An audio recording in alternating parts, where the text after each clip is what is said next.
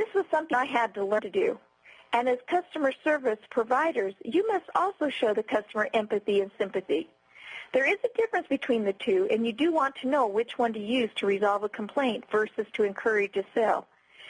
On page 8, you've got some definitions. Empathy versus sympathy. According to Wikipedia, sympathy definition, sympathy exists when the feelings or emotions of one person give rise to similar feelings in another person, creating a state of shared feeling. In common usage, sympathy is usually the sharing of unhappiness or suffering, but it can also refer to sharing other positive emotions. Empathy is commonly defined as one's ability to recognize, perceive, and directly, experientially feel the emotion of the other.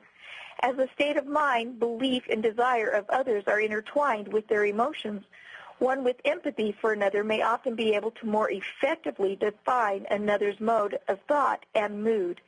Empathy is often characterized as the ability to put oneself in another's shoes, or experiencing the outlook or emotion of another being within oneself, a sort of emotional resonance. The difference as I see it, empathy is a much deeper sense of emotion in the sense that you can feel another's feelings and state of being along with feeling sympathetic to their issue. Sympathy is a feeling of understanding the issue and wanting to help the one in need. Most of the time, empathy and sympathy are used in the sense of sharing unhappy feelings, but the sharing of happy feelings is also possible.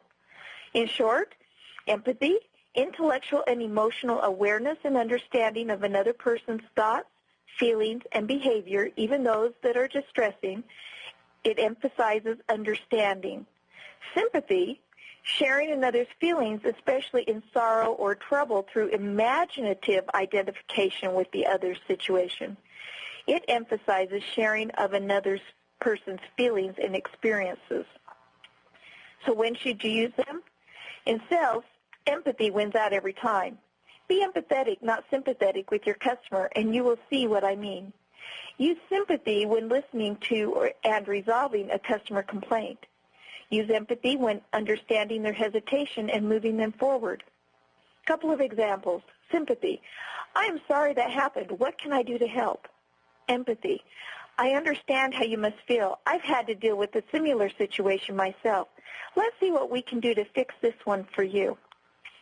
Sympathy. A doctor may feel sympathy and understand the patient's illness and try to alleviate the pain, but she may not feel his or her distress and pain. Empathy.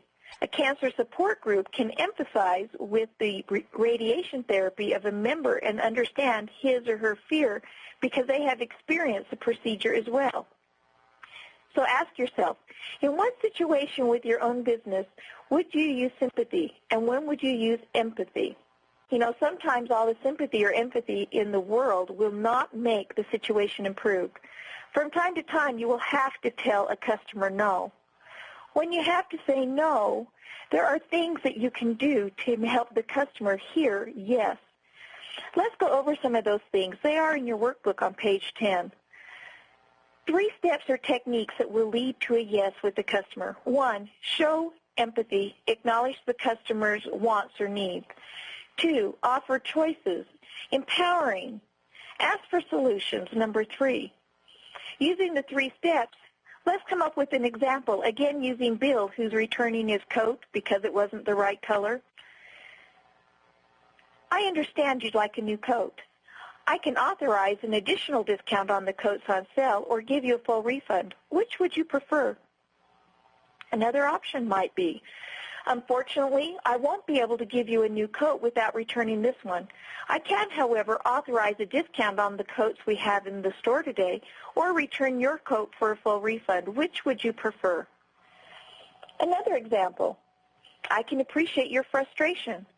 Though I'm unable to give you a full refund, I can give you a discount on another coat. Would that work for you? I'll give you a few moments to write down a quick reply to a customer you might have to say no to, using the 3 techniques we went over. Show empathy, acknowledge the customer's needs and or wants, offer choices, empower the customer, and ask for solutions. When you get back to your office or your desk, you'll want to take more time and write down possible phrases to use in these tough situations.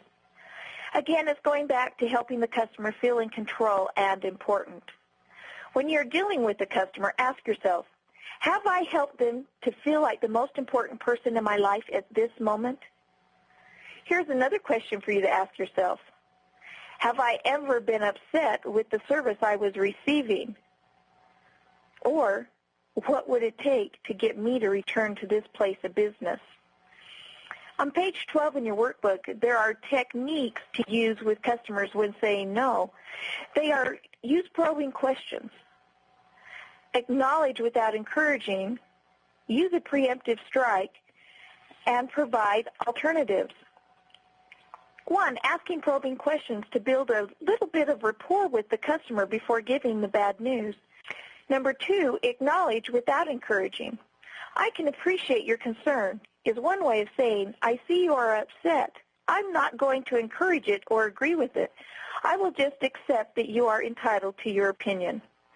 3, the preemptive strike. Some will go ahead and say, you are not going to like what I have to tell you. I prefer to simply use unfortunately. This is my way of saying, I understand, but it's not going to happen. And then 4, providing alternatives whenever humanly possible. When a customer is given options, they are led to a yes more often than not. It also gives them a sense of control over their situation. Another example. The other day, my mother-in-law was telling me about a terrible customer service experience she had. This customer service rep didn't care about her job, herself, and certainly not about my mother-in-law, according to my mother-in-law.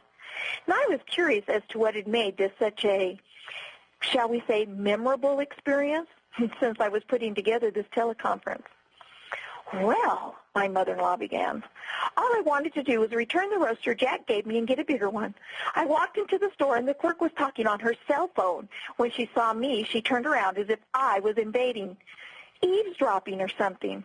I had to wait for at least 5 minutes.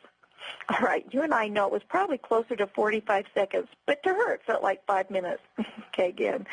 I had to wait for at least 5 minutes for her to get off the phone. There wasn't another person around who could help me. And trust me, I looked. When she finally got off the phone, she gave me this look and just sighed. What do you want? She asked as she chomped on her gum. What do you want? What I wanted was to throw that roaster at her and stomp right out of the store. That's what I wanted. As you can see, my mother-in-law gets very excited. I asked her if she returned the roaster and got another one. Are you kidding? She asked me. Taking one look at that scantily dressed, rude, incapable sales clerk, I promptly demanded a refund. Then I went to the XYZ store and purchased a larger roaster there where they care about their customer. Now, there's a point I'd like to make about my mother-in-law's experience. She wasn't an angry customer when she arrived at the store, but when she left, she was. So what happened in between? You're right. The customer service representative happened.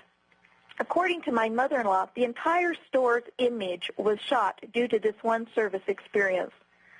So how can we prevent something like this from happening to us?